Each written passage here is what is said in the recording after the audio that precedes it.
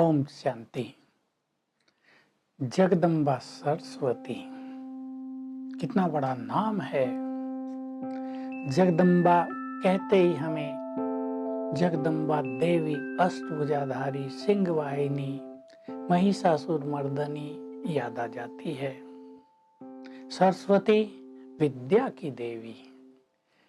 हर school में सभी बच्चे पहले सरस्वती गान करते हैं, प्रार्थना करते हैं कि हमें श्रेष्ठ बुद्धि प्रदान करो, सद्ज्ञान दो, उनकी महिमा गाते हैं। और ये सब किनकी यादगार हैं? चाहे महाकाली हो, चाहे सरस्वती हो, चाहे दुर्गा देवी हो, ये सब जरूर इस धरा पर कुछ महान कार्य करके गए हैं। किस रूप में? वे थी मातेश्वरी सरस्वती, जो ब्रह्मा कुमारी की सबसे पहली चीफ थी और जिनको स्वयं भगवान ने अल्पायु में मामा का टाइटल दिया और अनेक बच्चों को संभालने की जिम्मेदारी दी। बच्चे माना छोटे बच्चे, कोई 3 साल का था, कोई 5-10 साल तक के, उनको संभालने का विशेष कार्य दिया। 1937 में इस महान यज्ञ की स्थापना हुई। स्वयं भगवान ने प्रजापिता ब्रह्मा के द्वारा ये दिव्य कार्य प्रारंभ किया और उसमें सबसे महान आत्मा आई ये जगदम्बा सरस्वती। बाबा ने उनको दृष्टि दी। बाबा माना हम शिव बाबा की बात कर रहे, जो सुप्रीम है, और उनको अपने संपूर्ण आदि अनादि स्वरूप की स्मृति आ गई। अनेक महानताएं उनके अंदर जागृत हो गई जो पहले नहीं थी। वो कन्या 17-18 साल की मामा बन गई, बच्चों को प्यार देने लगी, उनकी पालना करने लगी, संपूर्ण मातृत्व उनमें जागृत हो गया। वे शक्ति स्वरूपा भी थी, लेकिन मातृत्व से भरपूर भी थी। इसलिए जैसे माँ से बच्चों का प्यार होता है, उनसे भी सबका प्यार ऐसे ही हो गया था। भगवान ने ज्ञान देना प्रारंभ किया। बहुत बड़ी खूबी जो मुझे बचपन से आकर्षित करती रही, ज्ञान मनन में वो सबसे ज्यादा प्रवीण थी। स्वयं ब्रह्मा बाबा उनके भाषणों को सुनकर कहते थे, मामा तो मेरे से भी आगे है ज्ञान में। ये सच है कि मामा सबसे आगे थी। ज्ञान की देवी उसको ही कहना उपयुक्त है। मैं उनकी मुरलियां, उनके महावाक्य तब सुनता था जब हम समर्पित हुए।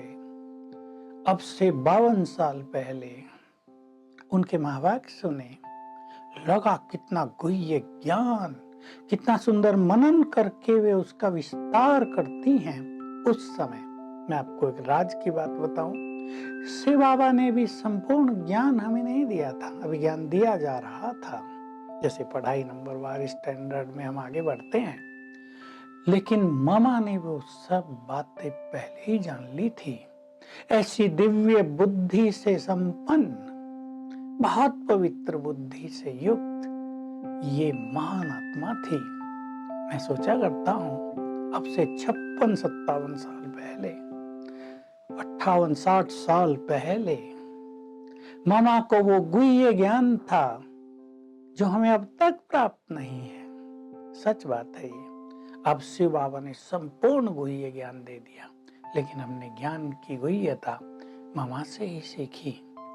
ऐसी महान आत्मा इस महान ईश्वरीय विश्वविद्यालय की चीफ रही।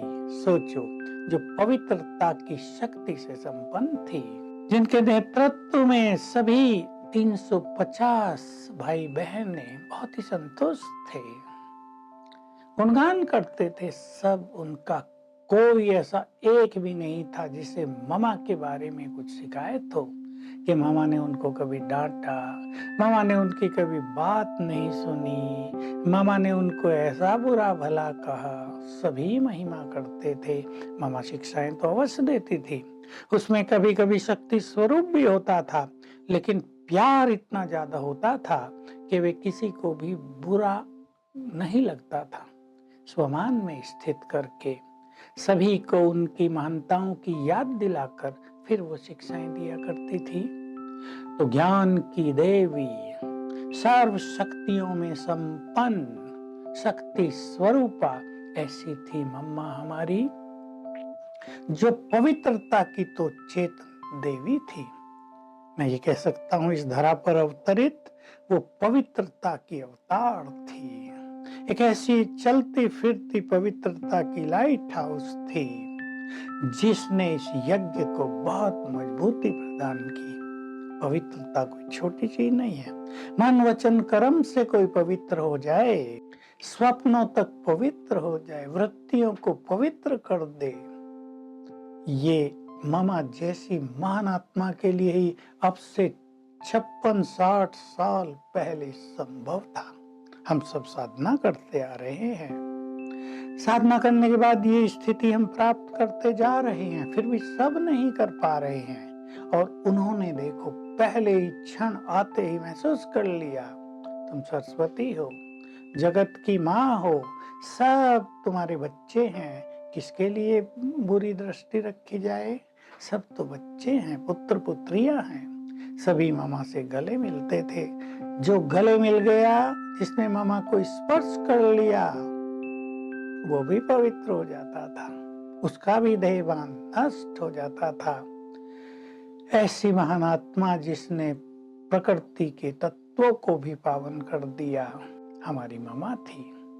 अंत के 3-4 साल कुछ शारीरिक बीमारियों से उन्हें गुजरना पड़ा, लेकिन उनकी अचल अडोल स्थिति, प्रकृति पर विजय, देह पर विजय, बीमारी का कोई फैक्ट स्थिति पर नहीं, ये एक बहुत शक्तिशाली आत्मा के लिए ही संभव होता है। वो संपूर्ण समर्पण थी।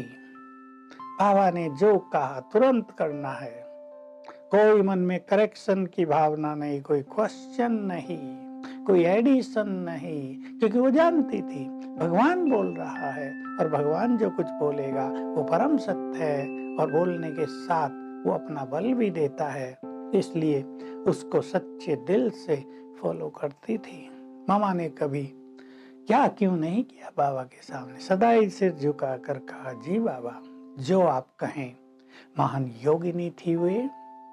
अगर उनकी तपस्या की हम चर्चा करें तो उन जैसी तपस्या तो शायद ही कोई कर पाता हो। ब्रह्मा बाबा ने बहुत की थी, लेकिन उस समय जबकि योग का बहुत गहरा ज्ञान नहीं था, जबकि हमारे पास कर्म योग के बहुत सारे विभिन्न तरीके नहीं थे, तब मामा उन सब में प्रवीण थी। तो ये सत्य है कि उनकी दिव्य बुद्धि ने, उनकी स्वच्छ बुद्धि ने उन सब धारणाओं को कैच कर लिया था और बहुत ज्यादा साधना की, बहुत तपस्या की और सबसे पहले संपूर्ण स्थिति को प्राप्त किया। ऐसी महान आत्मा के वंशज पुत्र पुत्रियां हैं हम सब, हमें भी वैसा ही बनना है। ओम शांति।